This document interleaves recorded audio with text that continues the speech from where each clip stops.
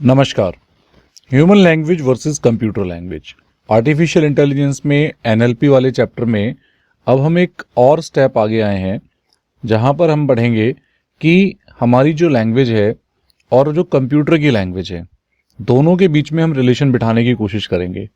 Actually NLP जो chapter है वो इस बात को प्रूव कर रहा है, या इस चैप्टर में हम ये समझने की कोशिश कर रहे हैं कि किस तरीके से हमारा कंप्यूटर सिस्टम ह्यूमन लैंग्वेज को समझ सकता है, उसको रीड कर सकता है और उसको समझने के बाद उस पर अपनी कोई प्रतिक्रिया भी दे सकता है, कोई कमेंट भी कर सकता है।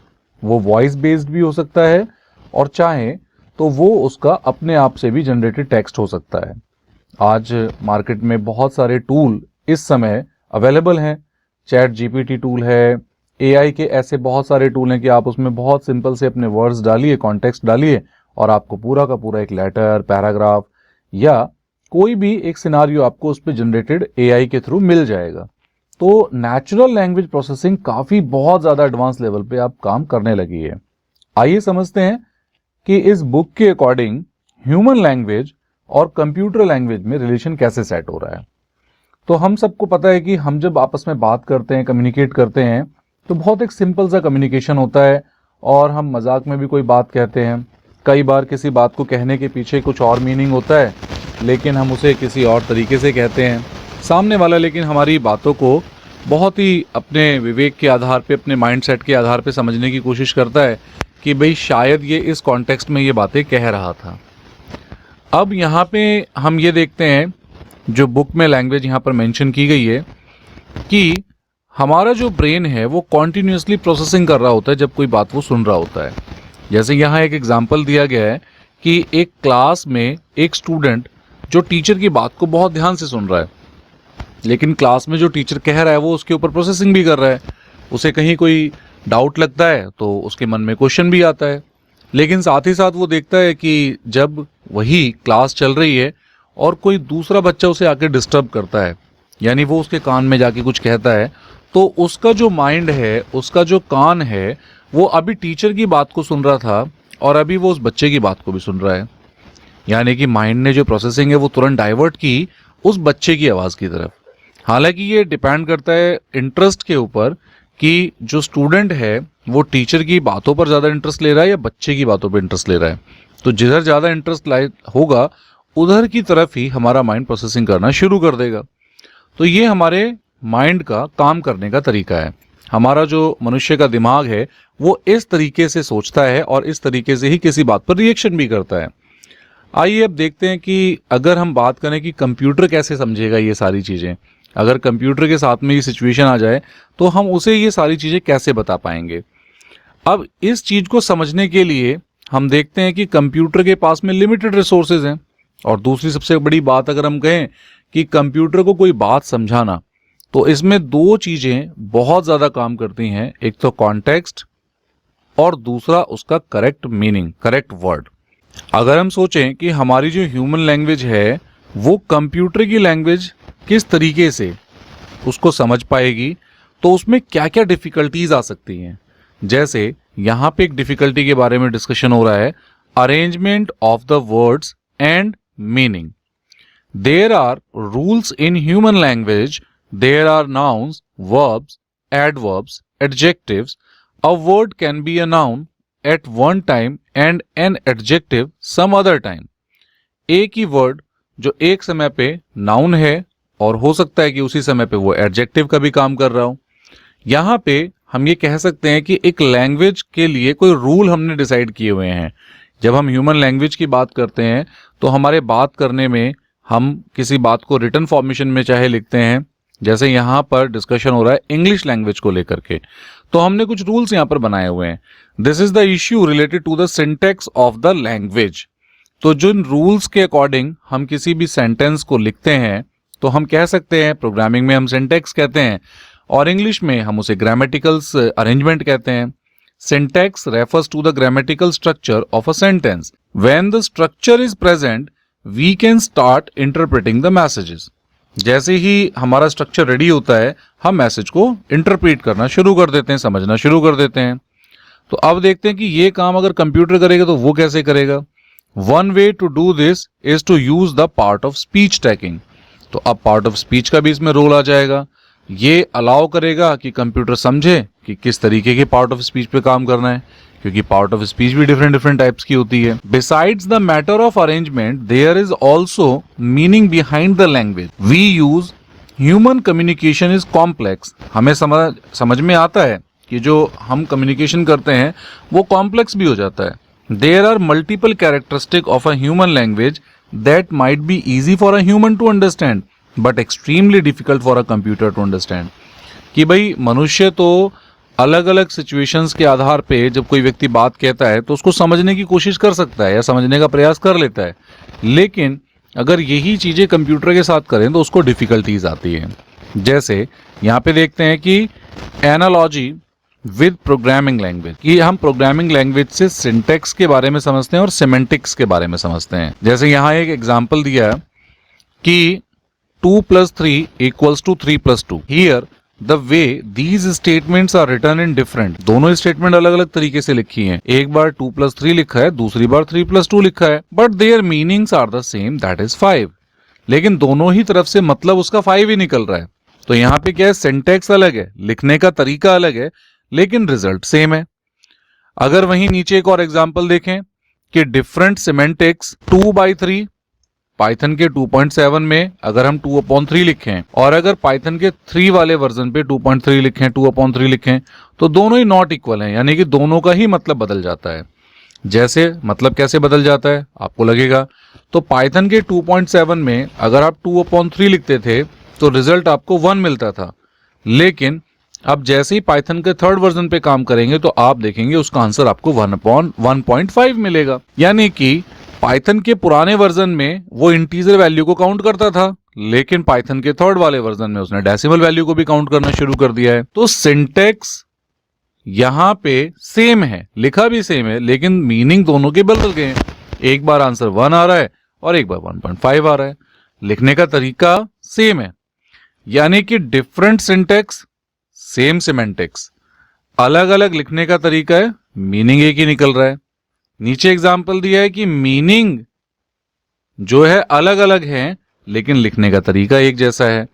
तो यहां पे ये जो बातें एक्सप्लेन की जा रही हैं कि सिंटेक्स और सिमेंटिक्स ये दोनों ही कंप्यूटर लैंग्वेज को समझने के लिए बहुत जरूरी है, क्योंकि अगर सिंटेक्स एक जैसा है और मीनिंग भी एक जैसा है तब तो बात समझ में आती है, लेकिन अगर सिंटेक्स अलग है, मीनिंग भी अलग आ रहा है, सिंटेक्स एक जैसे हैं, मीनिंग अलग निकल रहा है, सिंटेक्स बिल्कुल जो है वो डिफरेंट है, लेकिन मीनिंग दोनों तरफ से एक जैसा आ रहा है, तो ये जो चीजें हैं कंप्यूटर के लिए कॉम्प्लेक्सिटी पैदा करती हैं। Multiple meanings of a word, अब ये भी कंप्यूटर के लिए एक प्रॉब्लम है। जैसे हम एक और एग्जाम्पल देखते हैं, his face turned red after he found out that he took the wrong bag. अब ये एक सेंटेंस है जिसमें बहुत सामान्य सी बात लिखी गई है कि उसका चेहरा लाल हो गया जैसे ही उसने देखा कि उसके पास गलत बैग आ गया। अब अगर यही सेंटेंस की कितने मीनिंग निकल सकते हैं, जैसे is he feeling ashamed because he took another persons bag instead of his, कि भाई उसने अपना बैग उठाना चाहिए था, वो किसी दूसरे का बैग उठा लिया उसने, तो उसको बड़ी शर्मिंदगी सी लग रही है। इसका ये भी मतलब हो सकता है। दूसरा ये भी मतलब हो सकता है, is he feeling angry because he didn't not manage to steal the bag that he has been targeting, कि कहीं वो एक चोर तो नहीं था जो लाल बैग चुराना चाहता था लेकिन वो चुरा नहीं पाया, इसलिए उसका चेहरा लाल हो गया गुस्से से। तो यहां पे एक ही सेंटेंस है, लेकिन इस सेंटेंस के मल्टीपल मीनिंग हो सकते हैं। ऐसे ही एक और नीचे सेंटेंस देखते हैं, the red car zoomed past his nose. भाई प्रॉबेबली इसका मतलब यही है कि भाई एक रेड कलर की जो कार है वो उसकी नाक के बिल्कुल पास से गुजर के गई। अब आप देखिए ऊपर भी his face turned red, red का इस्तेमाल हो रहा है, his face turns red after consuming the medicine, कि पर्टिकुलर दवाई लेने के बाद उसका जो फेस है वो रेड हो गया। तो यहाँ पे हो सकता है कि भाई उसको कोई एलर्जिक रिएक्शन तो नहीं है, या उसका जो मेडिसिन का टेस्ट है वो इतना अच्छा नहीं है और उसे गुस्सा आ रहा है, तो उसका फेस रेड हो गया। तो देखिए यहाँ पे भी मल्टीपल मीनिंग निकल रहे हैं कि भाई एलर्जिक रिएक्शन की वजह से फेस रेड हो रहा है, या उसको दवाई पसंद नहीं आ रही, इस वजह से उसको गुस्सा आया और उसका फेस जो है वो रेड हो रहा है। तो multiple meaning of a word, आप समझ सकते हैं कि जब कोई दवाई ले और उसको गुस्सा आए, दवाई अच्छी ना लगे, तो आप समझ जाएंगे कि भाई ये जो बात कह रहा है कि भाई उसका चेहरा गुस्से से लाल हो गया, तो ये एलर्जिक रिएक्शन के बारे में नहीं बात कर रहे, गुस्से में बात कर रहे हैं। यानी हमारा जो ह्यूमन ब्रेन है वो समझने की कोशिश करता है, प्रोसेसिंग करने की कोशिश करता है। So here we can see that context is important. तो हमें समझ में आता है कि कॉन्टेक्स्ट बहुत इंपॉर्टेंट है। We understand a sentence almost intuitively depending on our history of using the language. देखिए ध्यान से समझिएगा कि हमारा जो ब्रेन है वो कैसे काम कर रहा है। ये जो लाइनें यहां पर दी गई हैं, ये पूरे के पूरे ह्यूमन ब्रेन को समझने के लिए बहुत एक इजी सा सेंटेंस यहां फ्रेमिंग किया गया है। We understand a sentence almost intuitively, कि भाई हम बहुत ही अपने सहज ज्ञान से समझ लेते हैं कि हमने उस लैंग्वेज को कितने समय से यूज किया है। यानी कि हम उस लैंग्वेज को काफी समय से यूज कर रहे हैं, तो हमें पता चल गया है कि सामने वाला कोई बात कह रहा है तो कैसे कह रहा है। And the memories that have been built within, और हमारे दिमाग में भी बहुत सारी बातें हैं जो हमारे साथ एक्सपीरियंस्ड हो चुकी हैं, जिसके आधार पे हम उसकी बात को समझने की कोशिश कर रहे हैं। इन ऑल थ्री सेंटेंसेज, ऊपर जो तीनों सेंटेंसेस दिए गए हैं, the word red has been used in 3 different ways, कि जो रेड है, रेड कलर का जो शब्द है, वो तीनों अलग अलग तरीके से इस्तेमाल किया गया है। According to the context of the statement changes its meaning completely. अब यही एक रेड शब्द अलग अलग कॉन्टेक्स्ट में इस्तेमाल हुआ है, अलग अलग परिस्थितियों में इस्तेमाल हुआ है, तो इसके मीनिंग भी बदलते चले गए हैं। So in natural language it is important to understand that a word can have multiple meanings and the meanings fit into the statement according to the context of it. तो हमें इस बिल्कुल सामान्य सी भाषा में ये समझ में आता है कि कॉन्टेक्स्ट बहुत इंपॉर्टेंट है किसी वर्ड की मीनिंग को समझने के लिए, कि इस कॉन्टेक्स्ट में इस पर्टिकुलर वर्ड का मीनिंग क्या निकल रहा है। सो ये कुछ चैलेंजेस थे जो हम फेस करते हैं कंप्यूटर को सिखाने में, कि भाई कंप्यूटर इन सब चीजों से कैसे लड़ेगा। जैसे भाई मल्टीपल मीनिंग्स के वर्ड हैं, सिंटैक्स और सिमेंटिक्स अलग अलग हैं, और इन सब परिस्थितियों में कंप्यूटर को यह सिखाना बड़ा टिपिकल टास्क हो जाता है। लेकिन आज नेचुरल लैंग्वेज प्रोसेसिंग ये काम कर पा रही है। सो कैसे कर पा रही है, इसके स्टेप को समझने के लिए अब हम देखते हैं एक term data processing. Data processing की टर्म में क्या होता है, human interact with each other very easily. हम मनुष्य तो आपस में इंटरेक्ट कर लेते हैं। For us the natural languages that we use are convenient that we speak them easily and understand them well. हम बोल भी लेते हैं और समझ भी लेते हैं आसानी के साथ में। But for computers are languages are very complex. Languages बहुत कॉम्प्लेक्स हो जाती हैं कंप्यूटर के लिए। हम सबको पता है कि हमारा जो कंप्यूटर है वो नंबर सिस्टम को समझता है। हमें पता है कि मशीन की जो लैंग्वेज होती है, कंप्यूटर की जो लैंग्वेज होती है, वो 0 और 1 की भाषा होती है, जिसे हम बाइनरी लैंग्वेज भी कहते हैं और मशीन लैंग्वेज भी कहते हैं। तो सामान्य सी बात यह हो गई कि जो हम बातें करते हैं और अगर उसमें कंप्यूटर को सिखाना है, तो एक बहुत सिंपल लेमन टर्म में हम कह सकते हैं कि हमारे जो लैंग्वेज है उसको कंप्यूटर की लैंग्वेज में कन्वर्ट करना पड़ता है, तभी हमारा कंप्यूटर हमारी लैंग्वेज को समझ पाएगा। नेचुरल लैंग्वेज प्रोसेसिंग में हमारी ह्यूमन लैंग्वेज को कंप्यूटर की लैंग्वेज में कन्वर्ट किया जा रहा है। This is called the NLP, और ये एनएलपी की वजह से हो भी रहा है। तो अब कॉम्प्लेक्सिटी को कैसे कम किया जाए, इन सारे कॉन्सेप्ट को कैसे समझा जाए, तो इसमें डेटा प्रोसेसिंग का एक टास्क आता है, जिसमें हम एक स्टेप को फॉलो करते हैं जिसका नाम है टेक्स्ट नॉर्मलाइजेशन। टेक्स्ट नॉर्मलाइजेशन क्या होता है? Text normalization helps cleaning up the textual data in such a way that it comes down to a level where its complexity is lower than the actual data.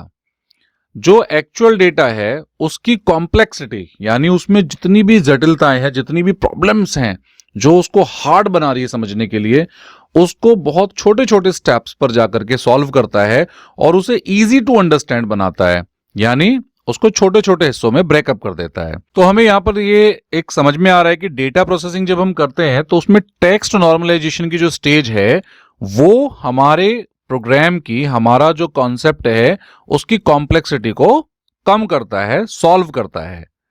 आने वाली videos में हम text normalisation के बारे में deep में समझेंगे। अभी तक आपको कोई डाउट है तो हमें कमेंट सेक्शन में बताइए।